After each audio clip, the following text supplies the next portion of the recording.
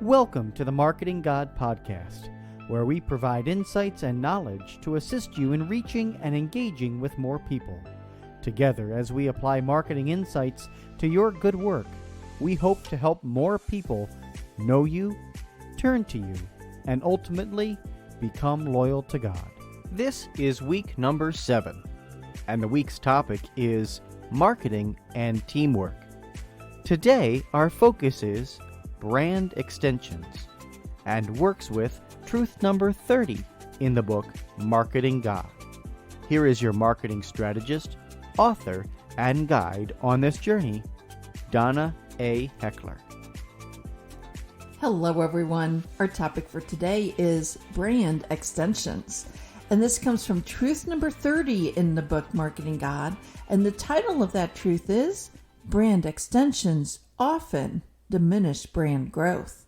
So many times there is pressure on marketing or communication teams for more growth, more services, more things to provide, more development.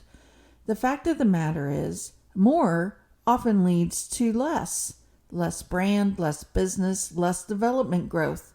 Why that is true is what we will explore today.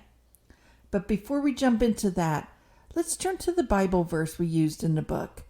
The Bible verse is John 15, verses 1 and 2, and it reads like this: I am the true vine, and my Father is the vine dresser.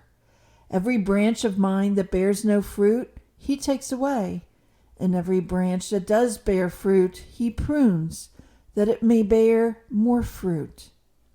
That is such a beautiful verse, and it applies to so much in our lives. We understand the concept of pruning, that in order to create abundance, we need to prune. And that's what this truth is all about.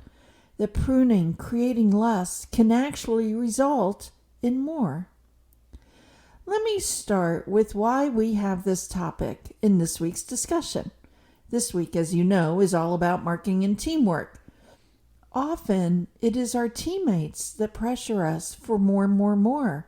Finance may want more development dollars. Your participants or parishioners may want more services. The list goes on and on. As you clearly understand that less is very much more, that the pruning is so important, and that extending your brand often hurts you in the end, you are better equipped to work with your teams when they pressure you for more. So let's dive deeper into this concept. As you know, a brand is a promise. So fundamentally, if you are introducing a new service, a new product, a new opportunity, the very first consideration must be whether it fits with your brand promise. Does it help to demonstrate that you deliver on your promise? Or is it more simply for the sake of doing more? People want to do good. There's no denying that. But saying yes to everything that is good is a clear way of diminishing the value of what you already have. There are a number of religious orders that have fallen into the abyss of brand extensions. And sadly, I have experienced a few. One that comes to mind encouraged every single one of their religious sisters to do whatever work they felt called to do. There was no ability to capture all of the efforts or connect all of the efforts to each other. When they finally called me to chime in and help out a little on their brand and marketing, this was as clear as day to me. They needed to learn to tell people no. They could not continue to extend themselves into every single category. But they said, oh no, that goes against who we are. We're very happy to empower people to serve in any area that matters to them, from climate change to the poor to human trafficking to education. The list was endless. The sisters could do anything at all that mattered to them. All of these are important issues. That's not the debate. The question is, did they need to do all of them? They wanted marketing to help get them known for something. But that was impossible until they started to constrain all of the extensions. This was the crux of their problem. By doing a little of everything, they were known for nothing. The problem caused many additional issues. Significantly, a loss of vocations. By the time they reached out to me, they were at risk of closing the entire order. The young women had stopped joining. And when you asked the young women why they were discerning to go elsewhere, the answer was always consistent. They kept saying, we can't really figure out what these sisters are all about. We can't discern their charism. What are they really trying to do?